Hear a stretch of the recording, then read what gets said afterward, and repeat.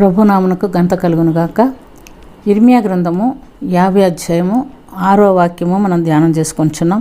నా ప్రజలు త్రోవ తప్పిన గొర్రెలుగా ఉన్నారు. వారి కాపర్లు కొండల మీదికి వారిని తోలుకొని పోయి వారిని త్రోవ తప్పించిరి. జనులు కొండకు వెళ్ళుచు తాము దిగవలసిన చోటు మర్చిపోయిరి.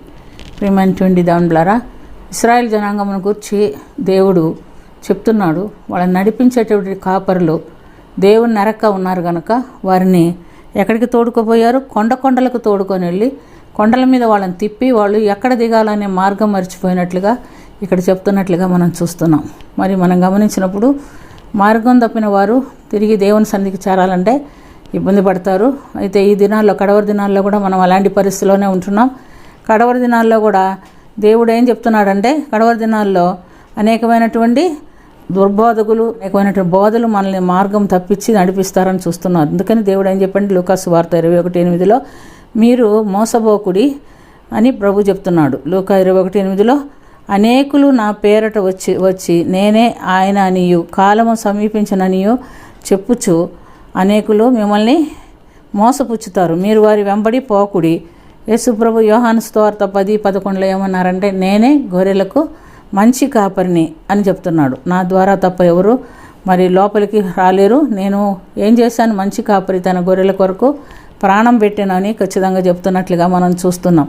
కాబట్టి ప్రియమైనటువంటి దేవునిలారా, ఆ మంచి కాపరి అందు ఎవరైతే విశ్వాసం ఉంచుతారో, ఆ మంచి కాపరిని ఎవరైతే వెంబడిస్తారో, యేసు ప్రభునందు విశ్వాసం ఉంచి మారు మనసు పొంది రక్షణ పొంది వాక్యానుసారమైన జీవితం జీవిస్తేనే మనం ప్రభు రాజ్యమునకు వెళ్ళగలుగుతాం. కడవరి దినాల్లో మారు మనసుల గురించి, పశ్చాత్తాపం గురించి బోధ తగ్గిపోయింది. కానీ దీవెనలు, ఆశీర్వాదాల గురించి ఎక్కువ మంది చెప్తున్నారు.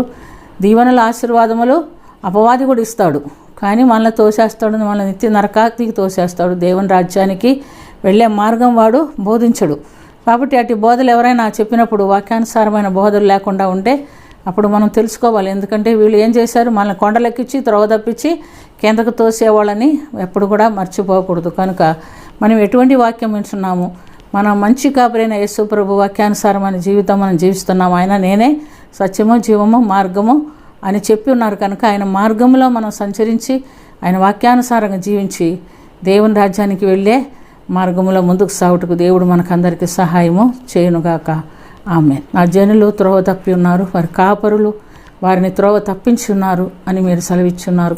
కనుక ఈ కడవరి దినాల్లో సరైన బోధ, వాక్యానుసారమైన బోధ, వాక్యానుసారమైన జీవితము, పరిశుద్ధాత్మ అభిషేకం కలిగిన వారై మీరు అక్కడ కొరకు ఎదురు చూస్తూ సరైన మార్గంలో మేము నడుచుకొంచు నీ సన్నిధి చేరుటకు మాకందరికీ సహాయం చేయమని, దీవించమని, కరుణించమని ప్రార్థన ఆలకించినందుకు స్తుతి స్తోత్రం చెల్లించుకొంచు. ప్రభువా నాయన, మీరే మమ్మల్ని చేయబట్టి నడిపించమని యేసుక్రీస్తు పుణ్యనామమున అది మిక్కిలి వినయంతో అడిగి వేడుకొంచున్నాము తండ్రి. ఆమేన్.